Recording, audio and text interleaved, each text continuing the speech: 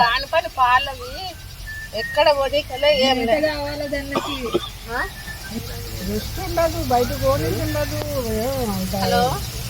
వ్యాపారం అంటే పల్లెలలో ముట్టుకుంటారు చేయాలంటే. మా పిల్లి వాళ్ళకు ఉన్నాయి.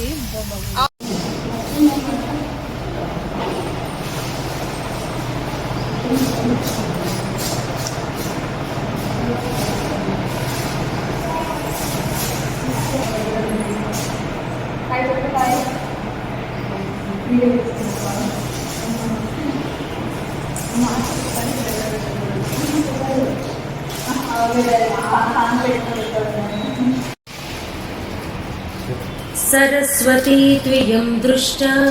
वीणा पुस्तकधारिणी हंसवाहसमायुक्ता विद्यादानकरी मम प्रथमं भारती नाम द्वितीयं च सरस्वती तृतीयं शारदा देवी चतुर्थं हंसवाहना पंचमं जगति ख्यातं षष्ठं वागीश्वरी तथा कौमारी सप्तमं प्रोक्ता अष्टमं ब्रह्मचारिणी नवमं बुद्धिदात्री च दशमं वरदायिनी एकादशं क्षुद्रघण्टा द्वादशं भुवनेश्वरी ब्राह्मी द्वादश नामानि त्रिसन्ध्यं यः पठेन्नरः सर्वसिद्धिकरी तस्य प्रसन्ना परमेश्वरी सा मे वसतु जिह्वाग्रे ब्रह्मरूपा सरस्वती।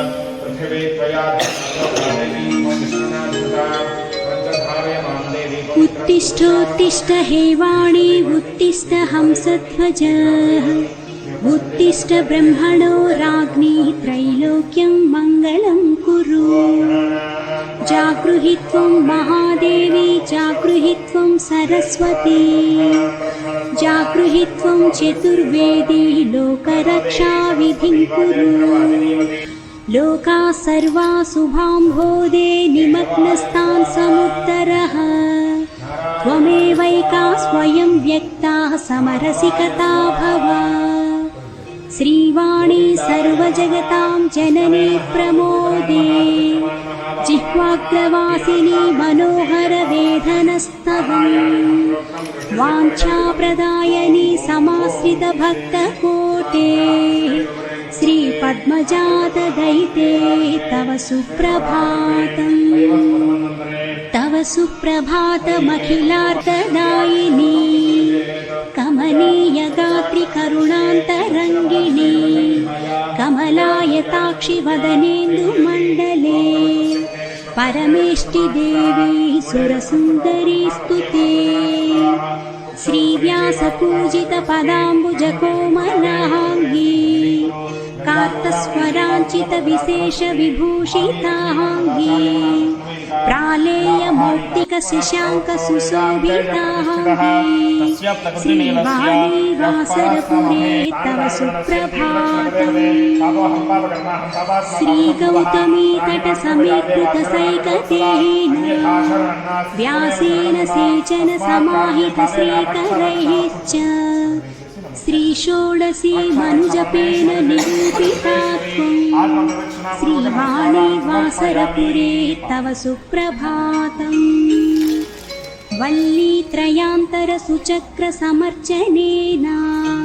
श्रीमन्त्रवाग्भव समुच्चय कूटदेशे यत्यासिरोतुमितः स्वयमेव देवी श्रीवाणी वासरपुरे तव सुप्रभातम् श्रीमन्त्रराजतनुबीज विराजमानाम् ओङ्कारतत्त्वविशदाय गृहीतमूर्तिम् त्वां पण्डिता भुवि भजन्ति सरस्वतीति श्रीवाणी वासरपुरे तव सुप्रभातम् ओङ्कारपङ्कजसुखीं निगमान्तवेद्यां ह्रीं मातृकावरणश्रीं युतभ्रूं च पौरैं क्लीं सौश्च सैङ्गतदशाक्षरदेवी वन्दे श्री श्रीवाणी वासरपुरे तव सुप्रभातम् संसारतारकमहामनुबीजवर्णां मायामयीं गुणमयीं सगुणोद्भवां त्वां शक्तित्रयात्मकचितीति जपन्ति बुधाः श्रीवाणी वासरपुरे तव सुप्रभातम्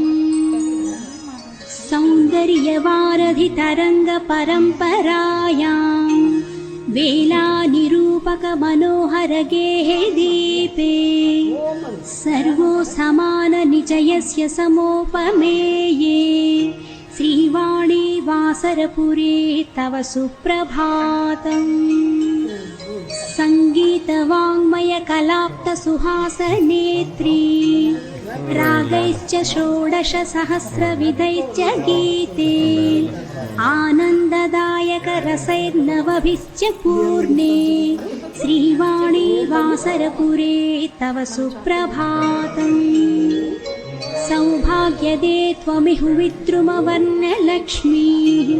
विद्याप्रदे त्वमिह धौतु सुधां सुवाणी शत्रुञ्जये त्वमिह नीलतमालकाणी श्रीवाणी वासरपुरे तव सुप्रभातम् श्रीचक्रमन्दिरविहारिणि राज्यलक्ष्मी राकासुधाकरशिरोमणिनीलवेणी राजीवलोचन शिरीषकुसुमाग्रवासे श्रीवाणी वासरपुरे तव सुप्रभातम् कौमारशैलशिखरे सुखवासयोग्ये सूर्येन्द्रविष्णुशिवपुत्रगणेशमुख्यैः वासिष्ठवारुणिवरैश्च सुपूततीर्थे श्रीवाणी वासरपुरे तव सुप्रभातम् अब्जाब्दपुञ्जितविशेषभयोविलासे बिम्बाधराञ्चितसुमासविलासरेखे कारुण्यपूरितदृगं चलरम्यमूर्ते श्रीवाणी वासरपुरे तव सुप्रभातम् औदुम्बराख्यतरुमूलपवित्रदेशे दत्तावधूतयतिरत्र गृहीतदीक्ष जप्त्वा त्वदीयशुभनाम बभूव सिद्धः श्रीवाणी वासरपुरे तव सुप्रभातम्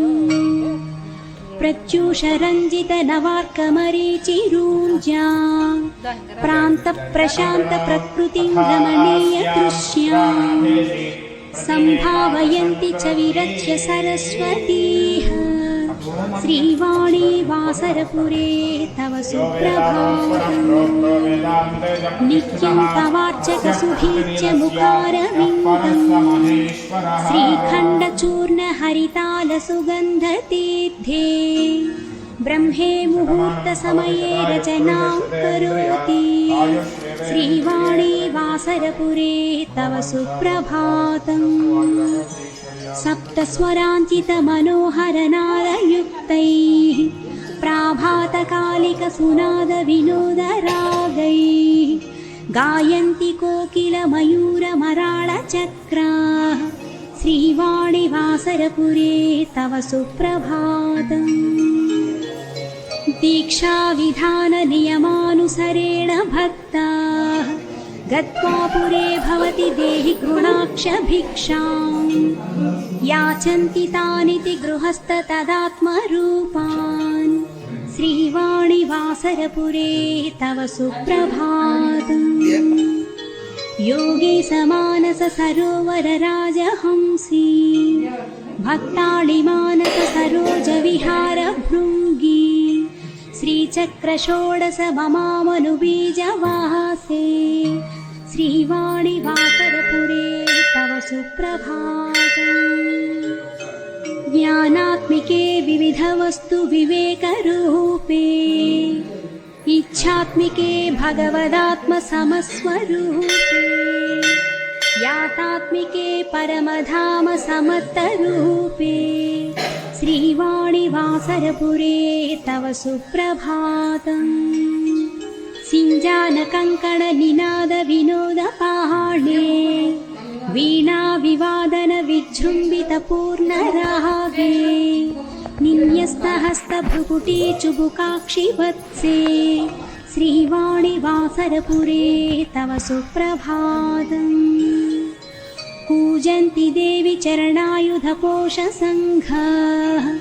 गायन्त्री देवि तव मागधवन्दिवृन्दाः अर्च्यन्ति देवि भुवि वैदिककाव्यनिष्ठाः श्रीवाणिवासरपुरे तव सुप्रभातम् दिव्यापगा विकसिताच्च सुवर्णपुष्पा हस्ताश्च मन्त्रपठनानुसरेण देवाः तिष्ठन्ति देवी तव मन्दिरमुख्यमार्गे श्रीवाणिवासरपुरे तव सुप्रभातम् दिक्पालकाश्च तव पीठिककोणदेशे श्रीचक्रमन्दिरनवावरणेषु देवाः स्थित्वा च मङ्गलपुरश्चरणं पठन्ति श्रीवाणिवासरपुरे तव सुप्रभातम् కాదు వాళ్ళమ్మ పోవాలండి వాళ్ళమ్మ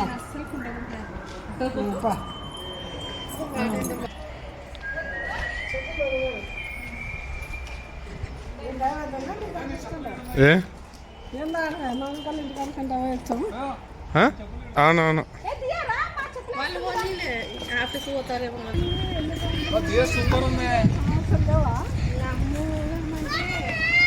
వద్దు అన్నీ ఎక్కాలనుకున్నాం కానీ